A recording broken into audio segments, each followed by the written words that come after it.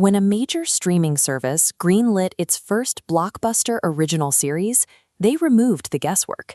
They didn't just hope for a hit, they used existing viewer patterns to shape the story before a single scene was filmed.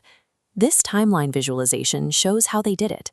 By tracking completion rates, noting precisely when viewers hit the pause button, and analyzing search habits, they mapped out the specific elements that consistently hold an audience's attention.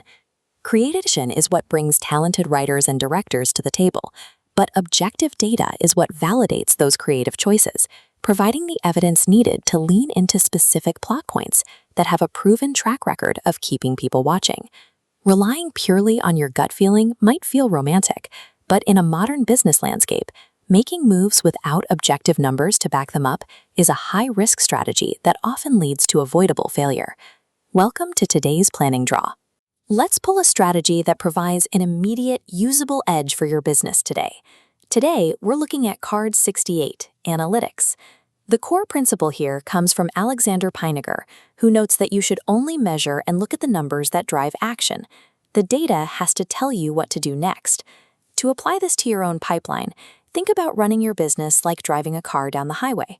This dashboard is what most modern analytics software looks like. It throws dozens of numbers at you, things like exhaust temperature or barometric pressure. These are vanity metrics. The data points might be accurate, but they offer no guidance on what to actually do with the steering wheel. What you actually need are actionable metrics. Look at how much clearer the picture is when we focus solely on the fuel gauge.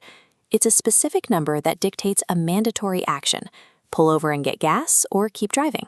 Mastering your business data requires you to ruthlessly cut out that vanity noise so you can actually hear the signals that matter.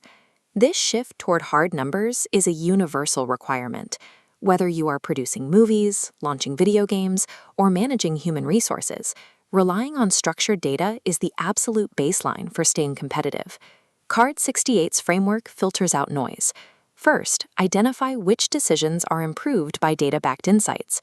Second, implement feedback loops to consistently collect data. Third, supplement internal metrics with external trends to view the entire market. As you can see in this flowchart, a feedback loop is just a simple cycle.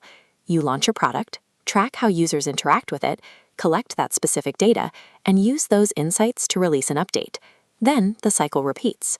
Applying these steps moves your business out of a defensive guessing posture, building a system that anticipates market needs based on concrete evidence. Now, let's put this into practice. Grab your notebook and write down the absolute biggest project you are working on this week.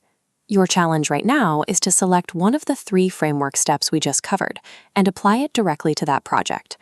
We are going to take a 5-minute pause so you can determine exactly what critical piece of data you are currently missing and decide how you will capture it today.